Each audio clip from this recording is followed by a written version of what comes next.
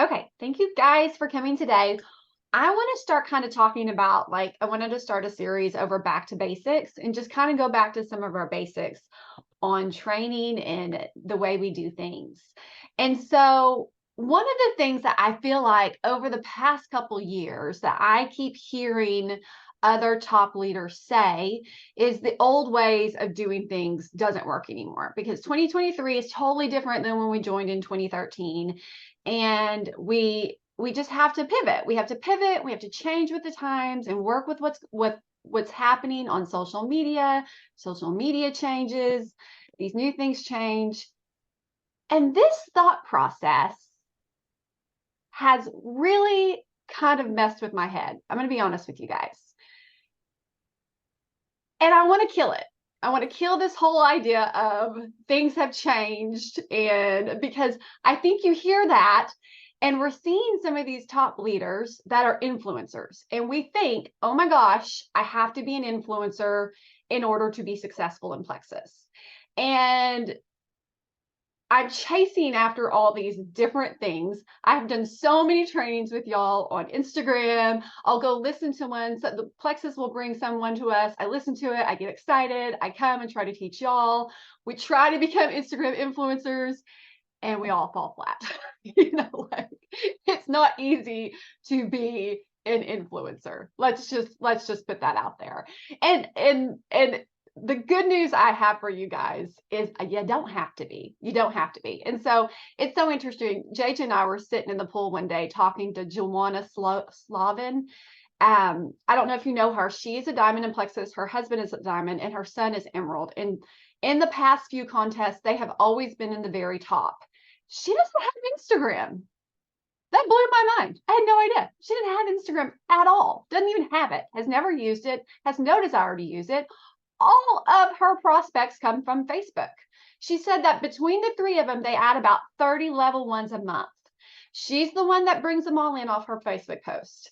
And literally, she's not really in her stories. She's not making reels. She's just posting on her wall, spamming her wall nonstop of Plexus and her life and what's going on. And this is exactly how I grew my business in 2013. And I'm listening to this and I'm like, oh my gosh, you can do the same things we used to do. It is still working. And so this morning I was looking at the leaderboard for the last Leaders Retreat contest, and I just went through the top 10 people. One of the top 10 is an influencer. One. And she has a reality TV show that's still current. Just one. The rest of them, the number one girl, she has 940 followers on Instagram and 1,600 Facebook friends. And this girl has like 10,000 Leaders Retreat credits. Yeah, Amanda, I'm loving your face right now. Right? So guess what? Anybody can still be successful at this. Like, we don't have to be influencers.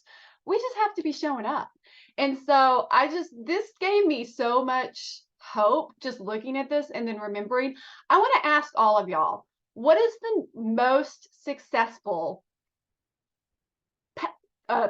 Facebook posts that you have had in the last year that has brought you prospects? Anybody want to answer?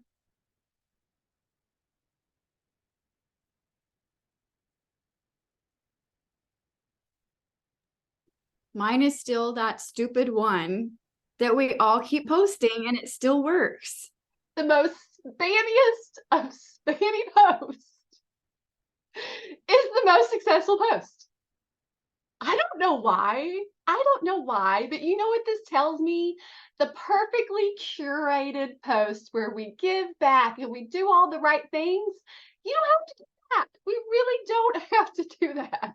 It's the silly spammy posts that seem to be working. And I'm looking at some of these people's timelines and their posts are crap. They really are. They're not great. That they are working. They are working. So my number one tip to you guys is don't overthink it. Don't overthink it. We have got to get back to sharing Plexus. We have got to get back to sharing it. I know the last 2 weeks ago when I did this call, I was talking to y'all about belief. And I have been reading this book called, I don't remember the name of the book. I think it's The Way Out. I don't remember. I literally don't remember the name of the book, but it's about psychosomatic pain. So I have chronic pain in my neck and shoulders, and oh, sorry, I just saw your post, Amanda. Yeah, her husband and son are doing the work. They're not prospecting. She's doing the prospecting, then she's putting them in a three-way chat, and they're closing the deal, and they're doing the rest. She's bringing them all in. Yep. So it's crazy. So anyway, going back to the psychosomatic pain, I've been having some chronic pain for a while now, and it had just recently increased a lot in the past year. And been in physical therapy, doing all these different things, and it keeps coming back. And so I was listening to a podcast about this, and so I just got the book on Audible and was listening it to while I was walking. And they'd done a study where they were like jabbing somebody with a hot probe, and they had the things on their brain to watch how their brain reacted. And when they was touched by the heat, their brain flared up the part that shows pain, and they screamed in pain. They did it a few times, and all the same things happened. Then they did one that was not hot. They screamed in pain, and their brain flared up the exact same way. So it's showing in these new studies that your brain can actually feel pain. The pain is real, but it's not a sign of danger. Like typically, we've always thought in the past that pain was a sign of danger. And so they're learning that some pain is like memory, right? And a lot of chronic pain is that way. I remember if I sleep on this certain pillow, I'm going to wake up with a sore neck. And guess what? When I sleep on that pillow, I do. And it's because I've told my brain that's what's going to happen. Now, I'm going somewhere outside of pain here, so follow me. So I've gotten to thinking the power of our brain. If it can actually make you feel real pain, what else can it do? What else is it doing, for our beliefs? How many other things is it affecting in our life just because we have a thought process? Just because I think I can't be successful anymore doing the things I used to do, how has that affected my business the last couple of years? Because I'm, like we've done in some of the trainings, our thoughts control our actions, and our actions control our, the whole thing. But it also is sometimes more than just your thoughts controlling your actions and your actions controlling your results. Like with the psychosomatic pain, your thoughts are actually changing your brain. Like it is literally making you feel pain that is the exact same sensation as if there were an actual thing causing that pain. And so same things with their products. If we are not sharing testimonies that are building belief in our customers and our sidelines and our downline, if we're not constantly putting things that are building belief, maybe they're not going to get the same results. I don't know if studies were done on this, but I'm starting to think our belief really matters. It really, really, really matters. And one thing that's affecting our belief is we're not sharing Plexus. We're not sharing it like we used to be. At least, I know some of y'all are still killing it and doing great at this, but some of us aren't. I know I am super guilty. Guess what? I'm not only not sharing Plexus, I'm not sharing my personal life. I have gotten so overwhelmed with social media because I was trying to do everything right. I was trying to I went through a while I had my calendar, and I was trying to plan everything out and make it perfect. And then I went through phases where I was trying to get on Instagram and do the reels, and I have been chasing after so many things because that's what I believed would work, and I stopped doing what was working. And so my challenge for all of us is just to get back to the very basics of how we shared Plexus in 2013. A lot of y'all weren't with me in 2013, but some of you were. And so what it looked like was a whole lot of testimonies, and then a whole lot of posting ourselves with our pink drink, and a whole lot of product spotlights. Those were like my three main things I was posting about a lot. It was like this morning, I just did a product spotlight. But then the other thing I was also always doing is following a post pretty quickly. I didn't necessarily time it to do like one in the morning and one in the evening because that became too complicated. Usually within an hour, I would make another post that was about my life. It was about something lighthearted.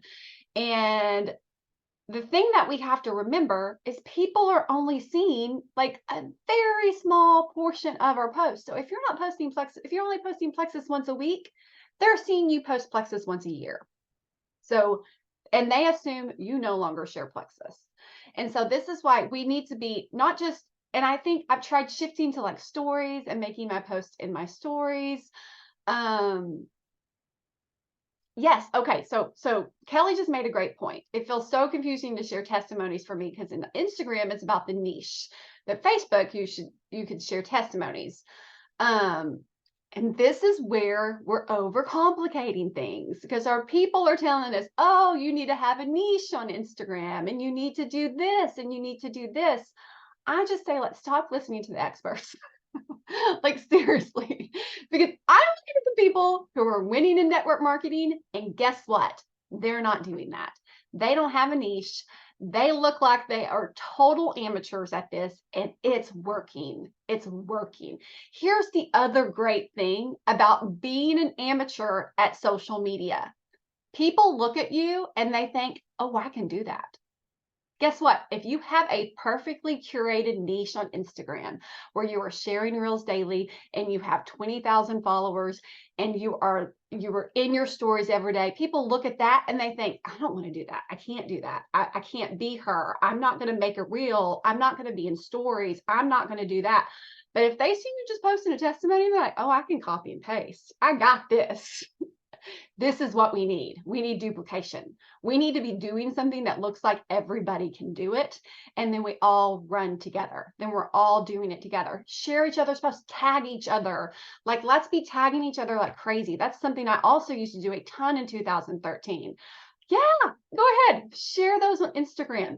But here's the thing, like if Instagram is not where you are converting people, don't put a whole lot of time into it. Like really, like unless it's just fun for you, I actually thoroughly enjoy making reels. It's fun for me. If it's not fun for you, like don't do it. Like it's like it. And here's the thing. I think maybe I have added one person on Instagram, but honestly, I was thinking about this morning. I don't know if I've even added one person off Instagram because I think the one person I added on Instagram is also on Facebook. I have added hundreds and hundreds and hundreds of people on Facebook. And so yes, if you're meeting people on Instagram and you love it, like keep doing it, but don't feel like you have to be perfect at it because our goal is to not be an influencer. Our goal is just to share Plexus. Our goal is to share Plexus with people and to grow our businesses and have fun while we're doing it. And so I think, like I said, I think sometimes we're getting so overwhelmed and so bogged down with all the do's and the don'ts and the trainings on how to do it. And it's just looking at what these leaders are doing and having that conversation with Joanna was so eye-opening to me because those are the things that we did and it worked. So today's challenge for y'all that I want y'all to do is I just want you to do a product spotlight. Take a picture with your favorite product or find a cute or I just like Google the product, type into Facebook. I typed in triplex spotlight and I found a picture I liked and I copied and pasted an old post that I had from forever ago and I was done in 10 seconds. You know, it did not take me but a minute to come up with it. I spent very little thought process on it. It's only gotten one like, but that's okay. Here's the thing about it is we are planting seeds when you are posting things like this. Don't expect high engagement on your Plexus post. Like don't, especially in the beginning, don't expect them to be high engagement. You want the high engagement in your non-Plexus posts that are coming between them. You have these posts between them that are about your life. They're lighthearted. They're funny. I posted a screenshot of right after it of the temperature, like right before I hopped on this call of our 10-day forecast. Because we don't hit hundreds and it feels like fall. And I'm like, what are fall foods? I forgot. And so make something lighthearted and funny that will get some engagement. And then make a Plexus post. And guess what? They start connecting you with Plexus. And then when they start reading, they read the testimonies when you put them. And when they see something they relate with, guess who they come to? They come to you because you are the expert in Plexus, because you are the one they have been seeing talking about it over and over and over.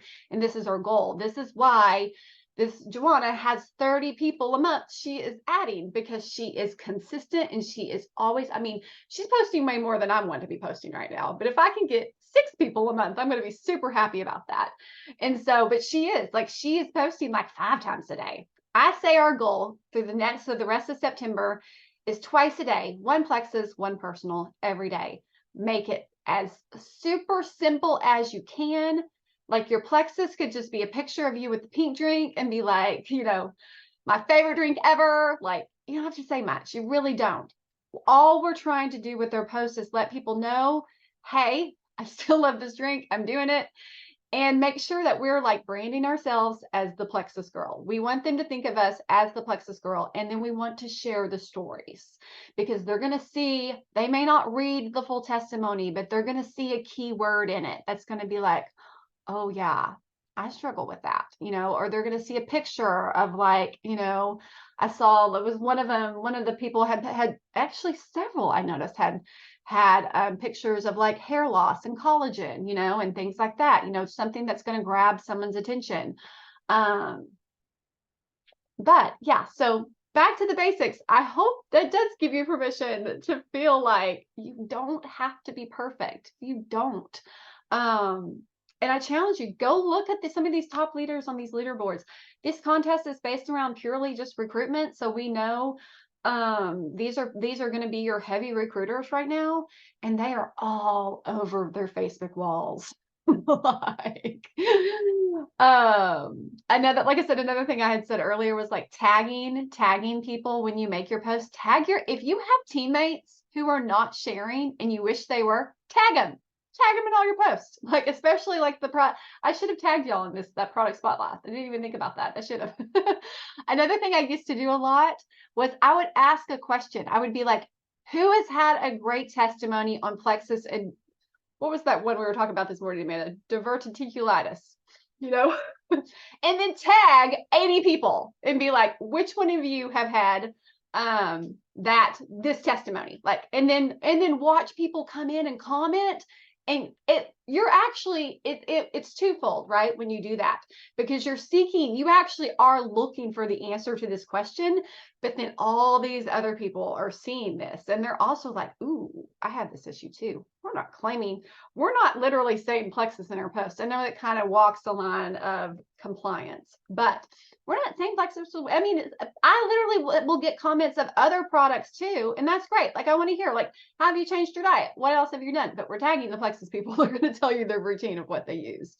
And so another great way to get that connection with people and get that happening. So yes. So my goal for y'all every day, let's be in our Facebook, unless you're an Instagram person, and Instagram is where it's at, post there every day. If you're on TikTok, go there every day. Go to the app the most that you're getting the most return on.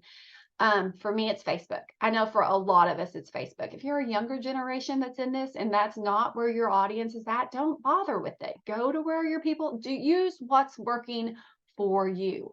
I really don't care what the statistics say. I have been following the statistics for forever, telling me that Instagram has the best, you know, like return on your results or whatever it is. But guess what? It doesn't for me. And so I want you to go with what has the best results for you and what's working for you guys. So I know for the majority of us, because we are in that more mature age group, it's Facebook. So, any questions? What are y'all's thoughts about getting back to the basics? So for me, it's like a huge relief because I feel like I keep trying to crack the code and it's frustrating. The only question I have then is the whole compliance thing. So like if I'm sharing the testimonials, like a lot of the times they're not totally compliant. So do you fix it or do you just let it be? I have a private Facebook profile, and I have since I started. Because here's the other thing with Facebook, you're not going to reach strangers usually on Facebook. Instagram, you do. If you're an influencer, you're going to bring people in on Instagram that are total strangers that you've never met. On Facebook, these are your friends. These are people. People don't come to Facebook to look for strangers' testimonies. They don't go there for that. And so I personally don't believe that there's a reason to have a public account. Public accounts are what put us in danger. If your account is private, unless you're posting something totally radical like plexus cures cancer, don't do that. 9 times out of 10, you're safe. I have only gotten contacted from compliance one time, and it was over a reel on Instagram. And I've posted lots and lots of things that did walk that line. But my goal is to help people. My goal is to help people get the results, and they don't know they're going to help them if they don't know the stories. And so that's my best advice. I know some people still really love to keep their Facebook public. If your Facebook is public, be prepared. You're going to be asked to take down your post a lot. Don't take it personal. Just post it, delete it, move on. Because I was just, oh, so Kelly, though, are you Facebook friends with those strangers? Okay, yeah. So they're not really strangers then. So they're people. So that is another great thing to do. I know we're going to run a little bit longer on this, but that's another thing I want to talk about is just going through like just the basic things, some of the basic trainings that we used to do on Instagram, on Facebook. Let me open it up. I have it in my new ambassador training manual, just some of the old school stuff that we used to do. Let me pull it up real quick. One of the big things were getting into Facebook groups and networking with people, so that you could add them as your Facebook friends. Adding new Facebook friends. Kelly, that is like literally one of the main things we were doing back in 2013. So you're doing the right things right there. Getting into Facebook friends, finding people that have actual something that that you're interested in also. You actually have a connection outside of Plexus. You genuinely want to get to know these people, making them your Facebook friends, and then just doing your thing. Some of them will want what you have, some of them won't. But making sure you're constantly growing your friends list on Facebook is important. If you're going to be using Facebook to try to grow, you also need to be growing your Facebook friend list by networking.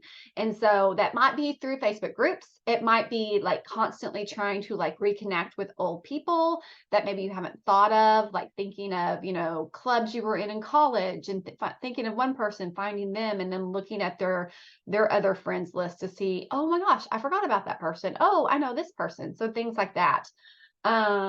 Making sure that you are, engaging with those people in your Facebook audience that aren't with Plexus. Like sometimes you have to actively seek out people. There used to be easier ways to do this, but Facebook's changed it. So you can't as easily now.